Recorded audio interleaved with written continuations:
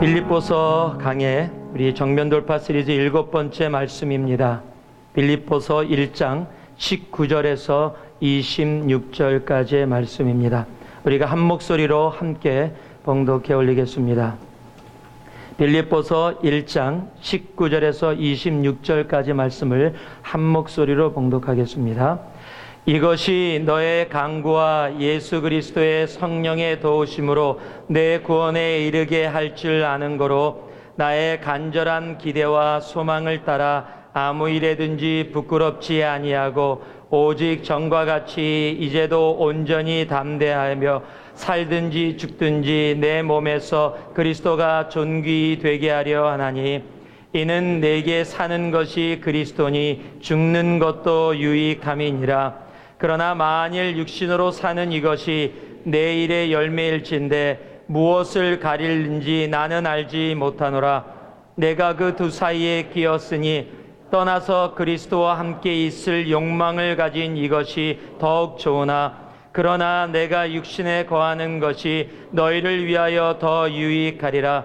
내가 살 것과 너의 믿음의 진보와 기쁨을 위하여 너희 무리와 함께 거할 이것을 확실히 아노니 내가 다시 너희와 같이 있으므로 그리스도 예수 안에서 너의 자랑이 나를 인하여 풍성하게 하려 함이라. 아멘.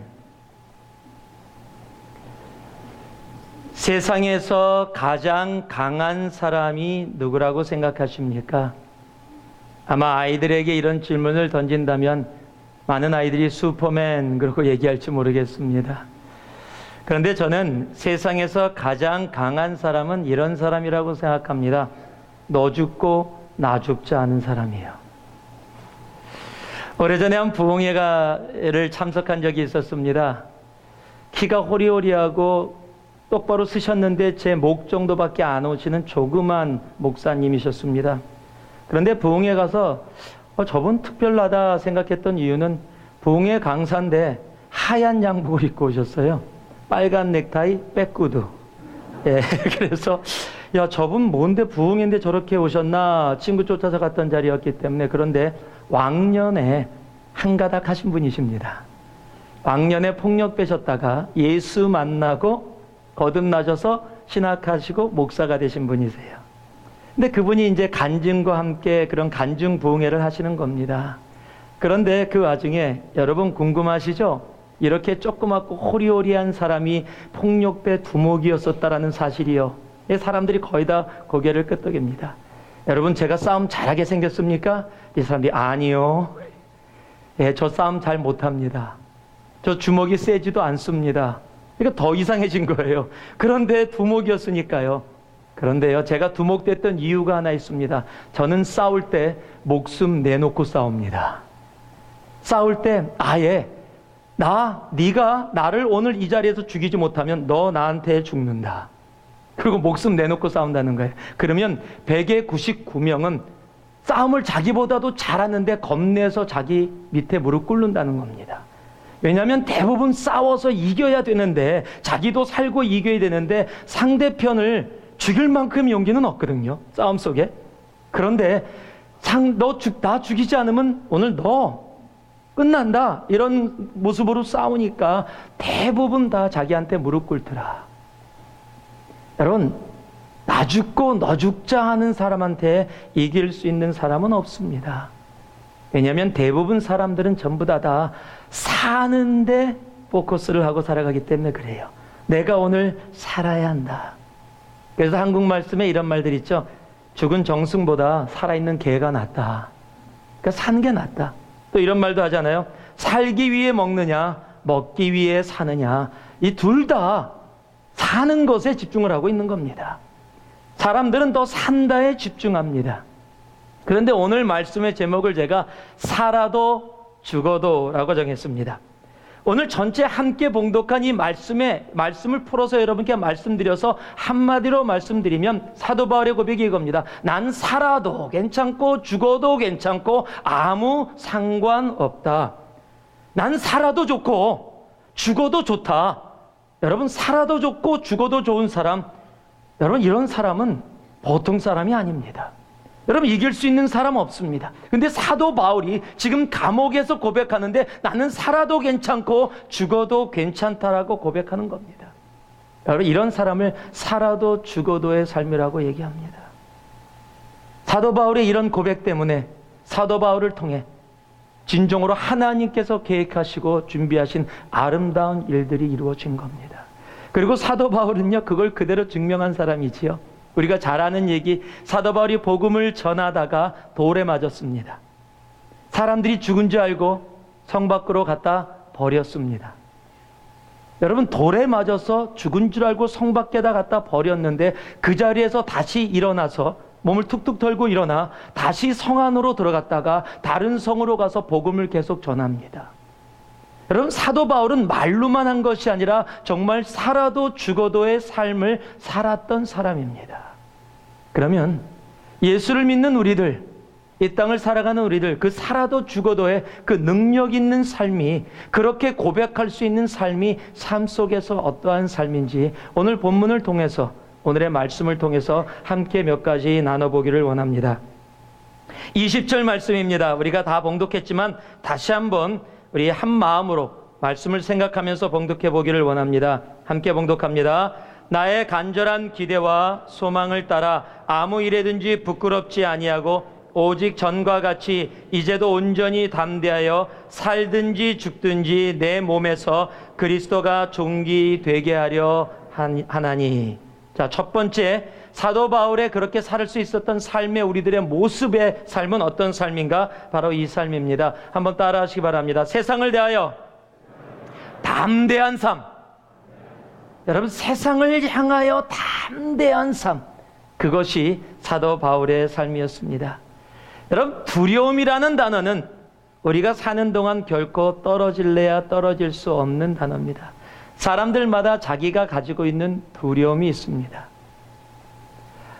어렸을 때는 어두운 게 싫습니다. 그래서 어두운 게 그렇게 싫어서요, 그냥 불을 켜고 그냥 어두워지면 무서워요. 그게 두려움이 있습니다. 어떤 사람은 공부에 대한 두려움이 있습니다. 나이가 들어서는요, 건강에 대한 두려움을 갖고 계신 분들이 계세요. 그래서 가끔 얘기하다 보면은요, 자기가 어저께 TV 프로그램을 보았대요. TV 프로그램을 보았는데 어떤 병에 대해서 쭉 거기서 설명하는데 다 자기 얘기래. 예, 조금이라도 웃으신 분들은 한번 다 경험하신 분들이에요. 그러면 얘기 들으면 이렇게 몸이 아프고 저렇게 아프고 아침에 일어날 때 몸이 쑤시고 힘들고 다니다 보면 금방 지치고 피곤하고 화장실 갔는데도 뭐 이런 현상이 나타나고 난데, 여러분, 전부 다 건강에 대해서 두려운 사람들은 TV에서 그런 건강 프로그램 하면 전부 다 자기래요. 참, 우리는 두려움과 함께 살아갑니다. 남가주에 있을 때 한 집사님이 저에게 전화가 왔어요. 그러더니 목사님 제발 우리 아들 좀 설득해 달래요. 그래서 뭔가 그랬더니 그 아들이 벌에 쏘였습니다. 벌 한 마리에 쏘였는데 이 친구가 자기 죽는다는 거예요. 이게 킬러비라는 겁니다. 왜 그런 일이 벌어졌냐면 그 전날 킬러비가 주위에 많이 있고 킬러비를 통해서 몸을 상했던 사람들에 대한 뉴스를 그 친구가 봤는데 그 다음날 놀다가 벌 한 마리에 쏘인 거예요. 그 벌을 쫓아가서 잡았습니다. 그리고서 그 벌을 킬러비라고 엄마한테 얘기해서 지금 자기 죽게 생겼으니까 911 연락하겠다고. 그런데 집사님이 설득하는데 안 되니까 저한테 연락 와서 목사님 제발 애 좀 설득해 주세요. 그래서 제가 너 안 죽는다고 설득하느라고 얼마나 고생했는지 몰라요. 안 죽었습니다. 그런데 사람마다 자기가 그렇게 갖고 있는 두려움들이 있습니다. 그 두려움은 우리의 삶 속에 언제나 거하게 됩니다. 그런데 오늘 사도 바울이 본문에서 뭐라고 얘기하고 있냐면 나는 죽는 것에 대해서 두려움이 없다. 나는 사는 것에 대해서도 두려움이 없다. 나는 살아도 죽어도 다 좋다라고 얘기하는 겁니다. 빌립보서 1장 23절의 말씀을 보니까요, 내가 그 두 사이에 끼었으니 떠나서 그리스도와 함께 있을 욕망을 가진 이것이 더욱 좋으나, 그 두 사이가 뭡니까? 사는 것, 생명과 죽음 사이에 끼어 있다라는 겁니다. 그런데 생명과 죽음 사이에 끼어 있으면 그 사이에서 굉장히 힘들 텐데 사도 바울은 나는 괜찮다라는 겁니다. 죽으면 예수 만나니까 좋은 거고 살으면 너희들에게 복음을 나눠줄 수 있어서 좋으니까 나는 살아도 죽어도 아무 상관이 없다. 여러분, 이런 사람들이요, 정말 내가 살아도 죽어도 그 사이에 머물면서도 그것에 대해서 전혀 두려움을 갖고 있지 않은 사람들, 그 과정에 대해서 담대한 마음을 갖고 있는 것, 여러분, 그것이 주님이 우리들에게 원하는 이 땅에서의 삶입니다. 여러분, 왜 사람들이 두려워하는지 아십니까? 결과를 모르기 때문에 그렇습니다. 결과를 모르니까 결과가 어떻게 이루어질까 두려움을 갖고 상상을 하게 됩니다. 많은 사람들이 죽을까봐 두려워합니다. 다 잃을까봐 두려워합니다. 질까봐 두려워합니다. 내가 가지고 있는 것을 얻지 못할까봐 두려워합니다. 실패할까봐 두려워합니다. 전부 다 까봐입니다. 그런데요, 내가 실패를 해도, 내가 죽어도, 내가 가지고 있는 것을 잃어도, 내가 원하는 것을 얻지 못해도, 내가 이기지 못하고 져도, 여러분, 그래도 당당하게 서 있는 모습, 그것이 담대함입니다. 영어로는요, 이렇게 적혀 있어요. Sufficient courage. 충분한, 아주 차고 넘치는 용기. 한순간이 아니라 지속적으로 그 과정 가운데 용기가 있어서 써도 계속해서 공급되어지는 용기. 여러분, 그것을 담대함이라고 표현한 겁니다. 여러분, 그래서 우리의 인생은요, 까봐 아니면 도예요. 까봐도. 말이 좀 이상한데, 어떤 사람은 까봐로 살아갑니다. 죽을까봐, 힘들까봐, 어려울까봐, 고통스러울까봐. 그런데 어떤 사람은요, 힘들어도, 고통스러워도, 어려워도. 여러분은 어디에 머물고 계세요? 여러분, 까봐에 머물고 계세요? 아니면 도에 머물고 계십니까?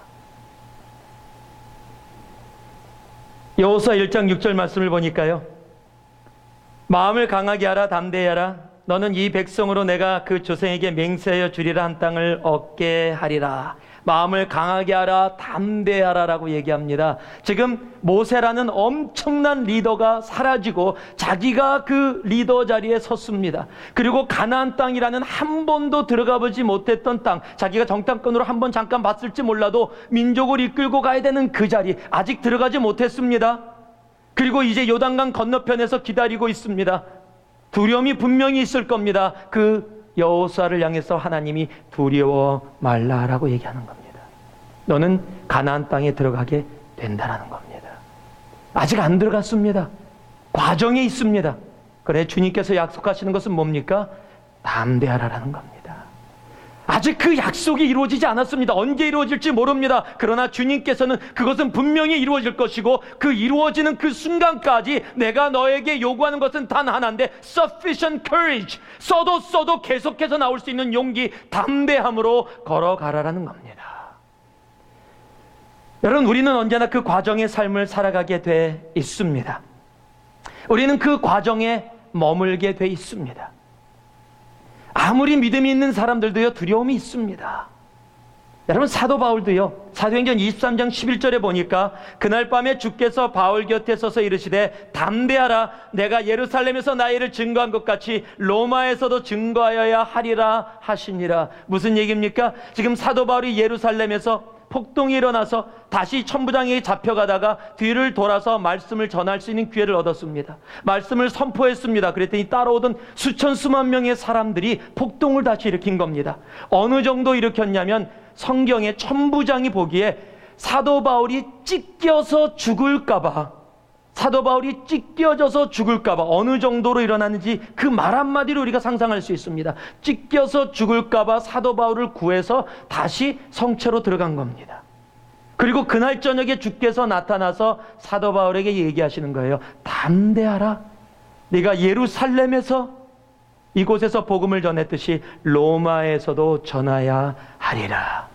로마에서 전해야 될 때가 언제? 여러분, 이 이야기하고 2년 동안 가이사랴에서 잡혀 있습니다. 그 얘기는 2년 동안 로마에 가지 못했습니다. 그럼에도 불구하고 주님은 그를 향해서 담대하라. 그것이 어느 때 이루어질지 모르지만 하나님의 때에 이루어질 것인데, 그것이 분명히 이루어질 것이다. 그러니까 너는 두려워하지 말고 담대하라. 그것이 이루어지는 그때까지, 그 과정에서 너는 담대하라 라고 말씀하시는 거예요. 여러분, 세상을 향해서 담대할 수 있어야 합니다. 그것이 언제 어떤 결과로 이루어질지 우리는 알지 못하도 하나님의 약속이 있다면 우리는 그 과정, 그 사이에서 담대함으로 서 있을 수 있어야 합니다. 여러분, 잡과 잡 사이에서 담대하셔야 합니다. 지금 잡이 없으십니까? 여러분, 잡 분명히 가지시게 될 겁니다. 그런데 잡과 잡 사이에서 담대하시라고요.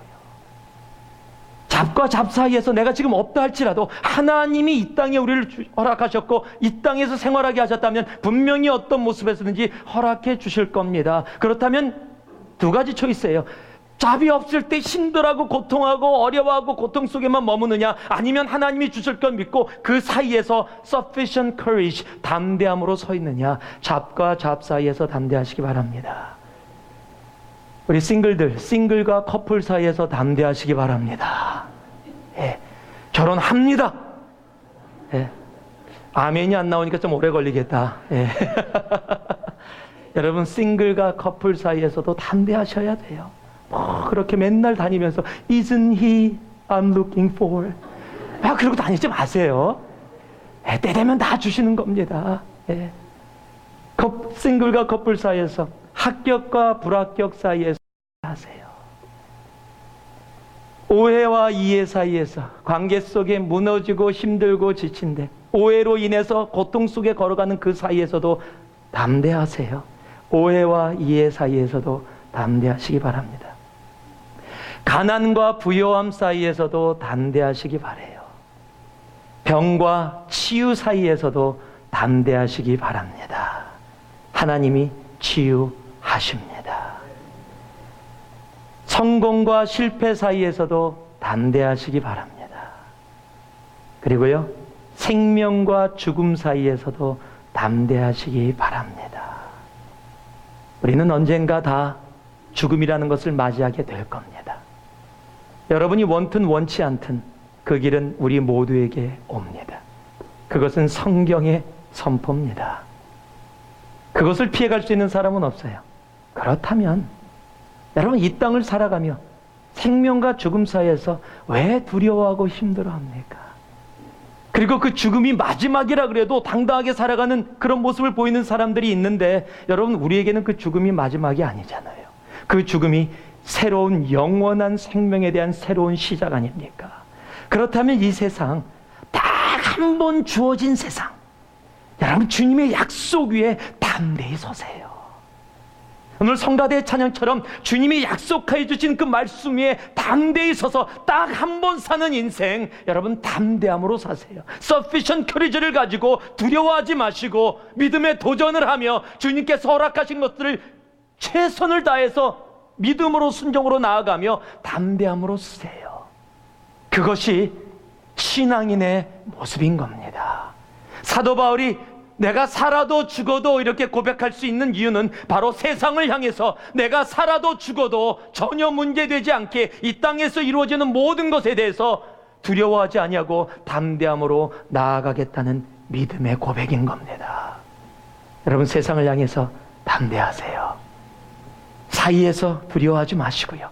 하나님의 약속이 여러분과 있기에, 주님의 임재가 여러분과 있기에, 여러분도 살아도 죽어도의 그 고백이 여러분의 삶 속에서 세상을 향해 담대한 모습 가운데 나타나기를 주님의 이름으로 축복합니다. 두 번째로는요, 21절 말씀입니다. 같이 한번 읽습니다. 시작. 이는 내게 사는 것이 그리스도니 죽는 것도 유익함이라. 두 번째는 살아도 죽어도의 삶은 바로 이런 삶입니다. 그리스도께 매인 삶. 여러분은 어디에 매여 계십니까? 무슨 말씀입니까? 여러분, 매였다라는 것은요, 내가 그와 함께 한다라는 겁니다. 어디를 가도 그 내가 매여진 삶의 인도함에 함께 거한다는 겁니다. 쉽게 얘기해서요, 내가 돈에 매여 있으면 내 삶 속에서 돈이 나타납니다. 내가 사람에게 매여 있으면 내 삶 속에서 사람이 나타납니다. 근데 사도 바울의 고백이 무슨 삶이냐면요, 무슨 고백이냐면요, 나는 예수께 매여 있다라는 겁니다. 그래서 내가 살아 있어도 예수가 나타나고 내가 죽어도 예수가 나타난다는 겁니다. 여러분, 이 고백을 사도 바울의 다른 서신에 거의 같은 말로 적은 말씀이 있습니다. 그 말씀이 여러분이 너무도 잘 아는 갈라디아서 2장 20절의 말씀이에요. 내가 그리스도와 함께 십자가에 못 박혔나니. 여러분, 예전에 로마 시대에는 이미 십자가형을 당한 사람, 죽은 사람을 더 심한 고통 속에 다른 죄인을 놓기 위해서 십자가형을 당해서 이미 죽은 사람 그 위에다가 산 사람을 포개서 얼굴과 얼굴을 마주보고 포개서 묶는 그런 형벌이 있었답니다. 그러니까 지금 앞에 묶이는 사람은, 원래 있는 사람은 죽은 사람이에요. 죽은 시체입니다. 그러면 어떻게 되니까 썩어가게 될 겁니다.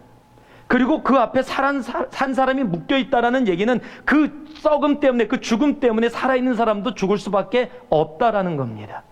여러분, 사도 바울이 지금 고백하는 내가 그리스도와 함께 십자가에 못 박혔다라는 얘기는 그리스도의 죽으심이 나의 죽으심이 되었다라는 겁니다. 이제 내가 더 이상 육체 가운데 세상의 욕심과 죄악 속에 거하지 않는다라는 얘기입니다. 그로 인해서 이제 내가 그런데 이 땅 가운데 육체로 살아가는 이유는 나는 이미 그리스도와 함께 십자가에 못 박혀서 죽었기 때문에 내가 살아가는 이유는 예수 그리스도가 내 안에서 살아서 역사하고 있기 때문에 내가 사는 이유가 다른 것이 아니라 바로 예수다. 여러분, 그것이 갈라디아서 2장 20절의 고백인 거예요. 내가 살아도 죽어도. 그래서 많은 신학자들이 이 21절 말씀을 빌립보서 전체의 띵버스라고 얘기합니다.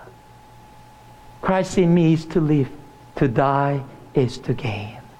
여러분, 그것을 띵버스, 내가 죽어도 살아도 다 그리스도께.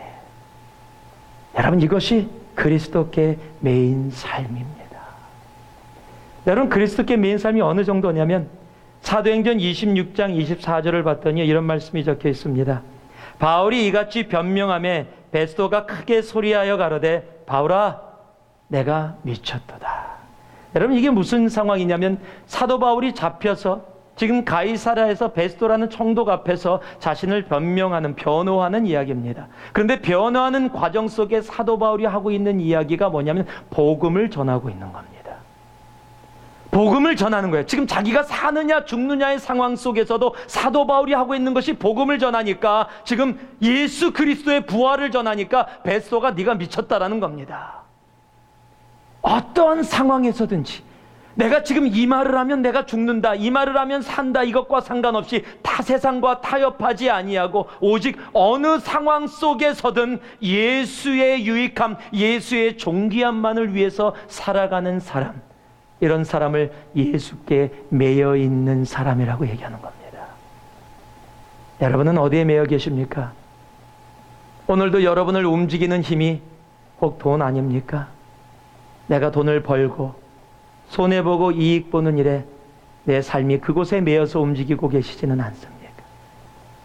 내가 자녀를 사랑하는 것을 뛰어넘어서 혹시 자녀에 매여 있지는 않습니까? 자녀로 인해 슬퍼하고 기뻐하는 거야 부모로서 당연한 모습이지만 그곳에 매여서 예수보다도 더 내 삶 속에 나타나는 것이 자녀들 혹 아닙니까? 사랑하는 사람에게도 매일 수 있습니다. 미워하는 사람에게도 매일 수 있습니다. 여러분, 우리는 세상의 것에 매여 있는 존재가 아닙니다. 오직 예수께만 매여 있는 존재이기를 소망합니다. 그러니 오늘도 예수로 인해서 살고 예수 때문에 죽어도 할렐루야를 외치며 갈 수 있는 우리들이 되기를 소망합니다.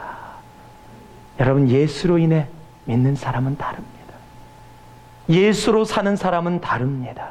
예수로 죽는 사람은 다릅니다. 예수로 인해 믿음 가운데 나아가는 우리 이곳에 있는 새누리의 한 분 한 분 되기를 주님의 이름으로 축복합니다. 마지막으로요, 26절 말씀입니다. 같이 한번 봉독합니다. 함께 하겠습니다.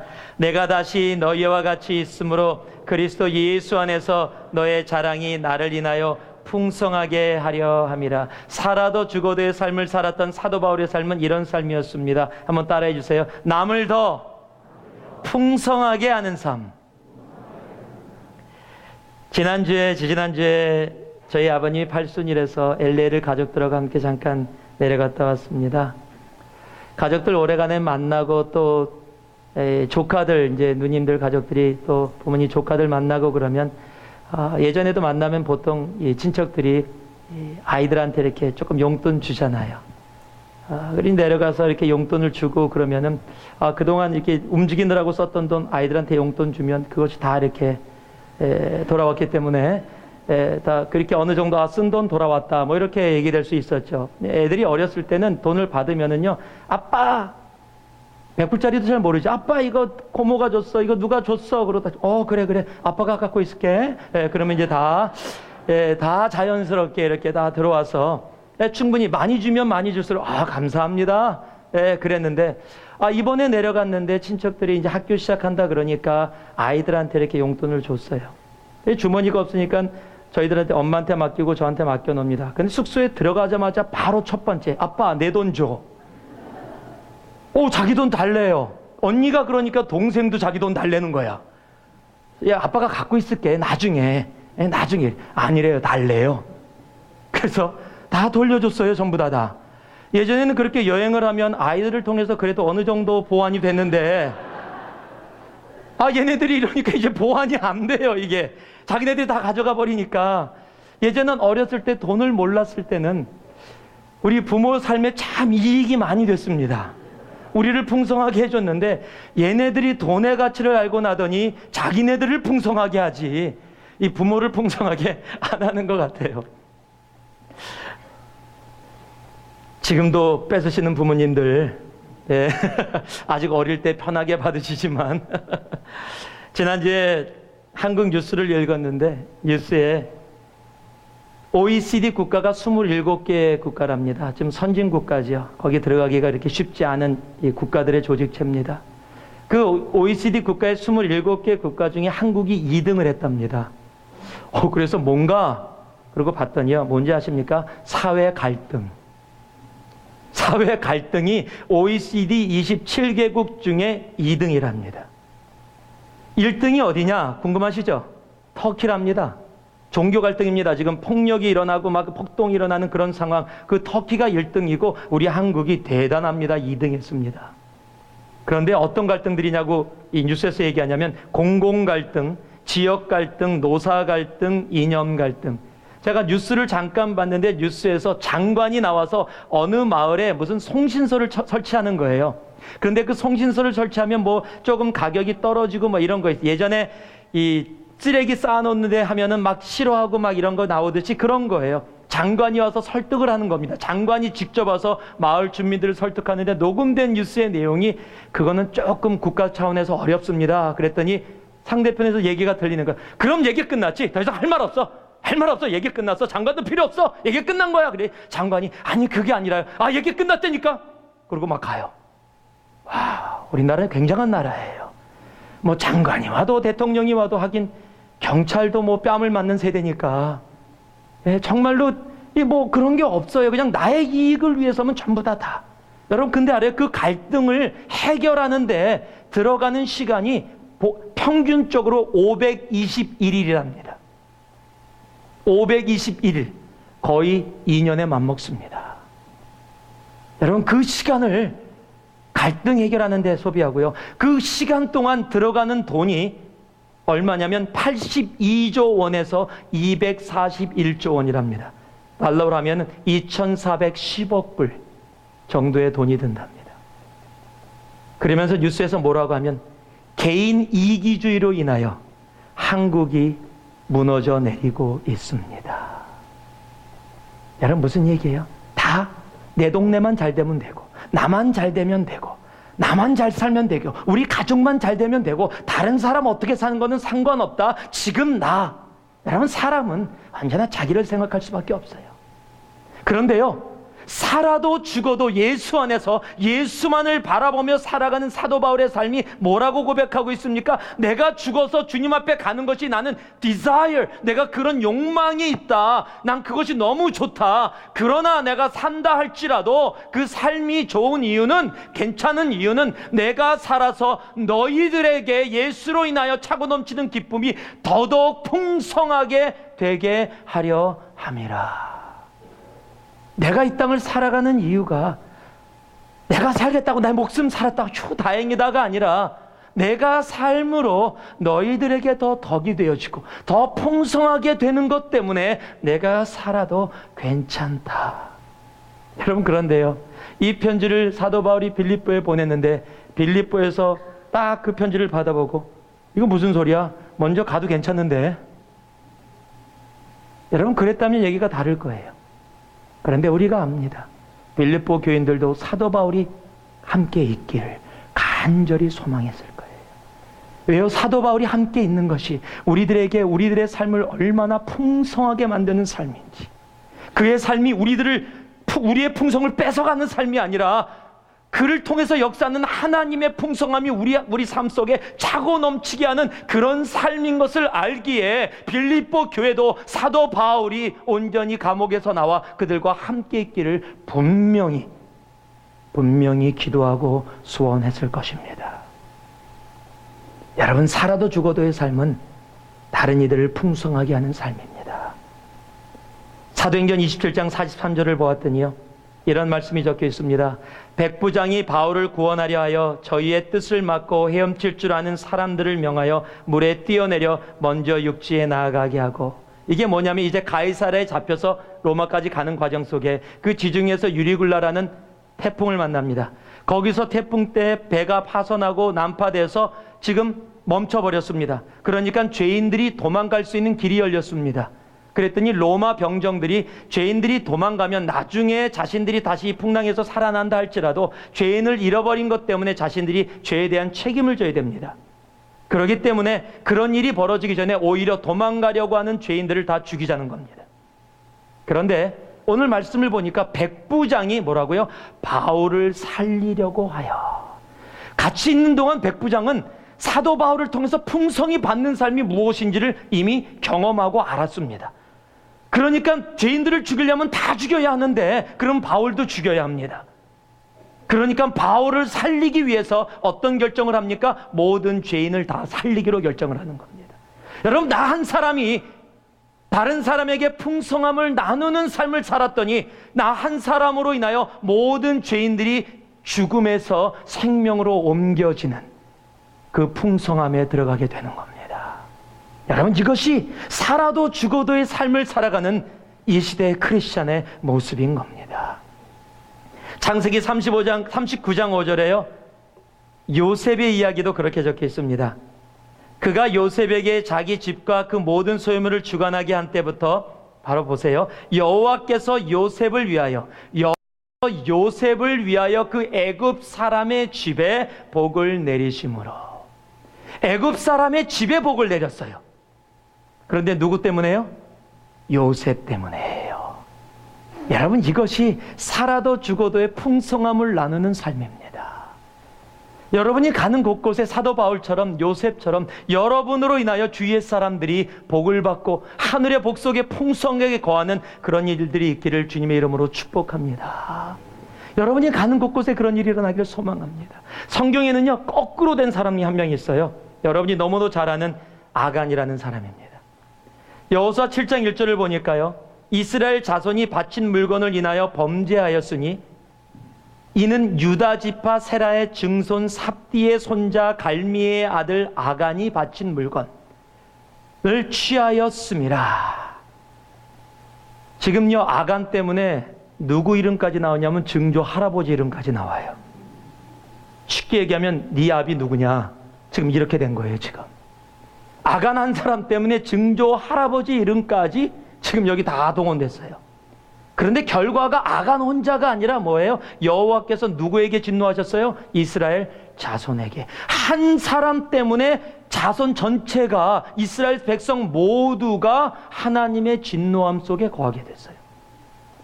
이 한 사람이 풍성함을 허락하는 삶이 아니라 이 한 사람이 모든 사람의 풍성함을 뺏어가는 삶인 겁니다. 이러면은 우리는 그렇게 생각합니다. 맞아. 그래서 친구 잘 사귀어야 돼. 정말 친구 잘 사귀어야지. 예, 성경도 그렇게 얘기합니다.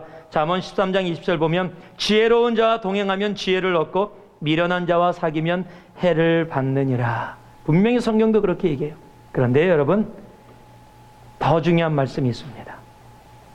친구 잘 사귀는 거 중요하지만 여러분, 그 전에요, 내가 나에게 풍성함을 나눠줄 수 있는 친구와 함께 있는 것 중요하지만, 그렇다면 나는 어떤 사람인가?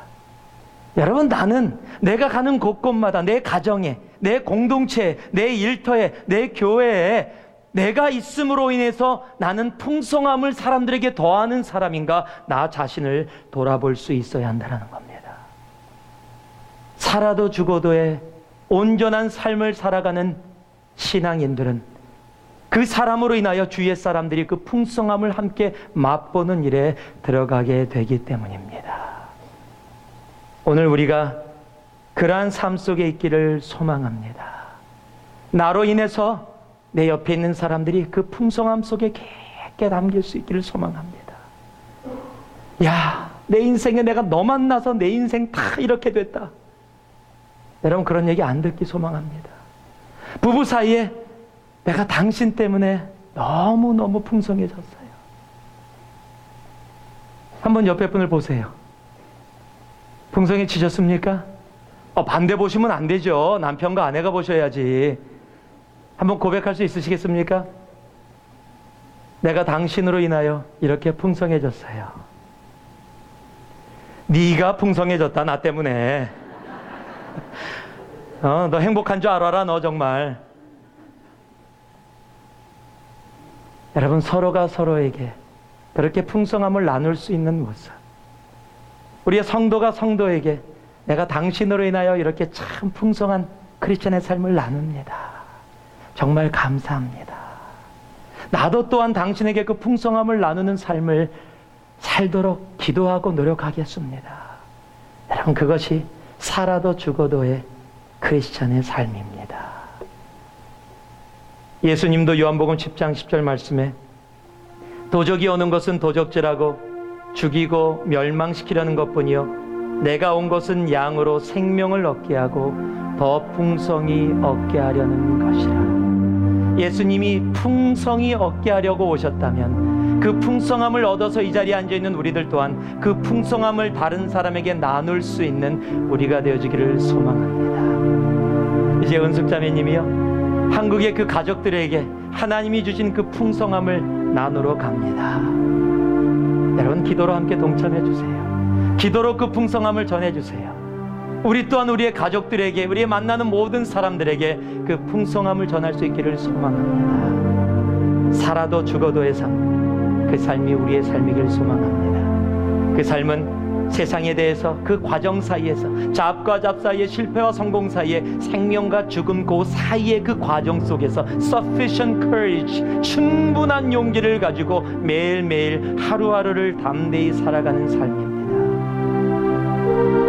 살아도 죽어도의 삶은 세상의 다른 것들이 아니라 그리스도께만 온전히 묶여있는 삶, 그로 인해 그리스도 외에는 내 삶 속에 다른 것이 나타나지 않는 삶.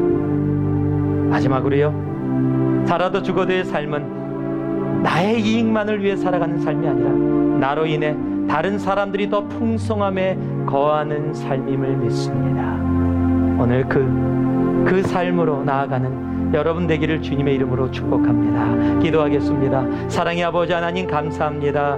오늘도 주님 앞에 나와 이 한 주를 예배로 시작합니다. 주여, 사도 바울의 고백처럼 살아도 죽어도 내 삶 속에서 예수가 존귀함을 얻게 된다면 Christ in me is to live, to die is to gain 이라는 이 고백이 우리의 온전한 고백 되게 하여 주셔서 정말로 세상에 대해서 담대히 나아가며 그리스도께만 온전히 묶인 삶으로 나보다 남을 더 풍성하게 하는 삶으로 나아가는 우리 되게 하여 주시옵소서. 예수님 이름으로 기도 올리옵나이다.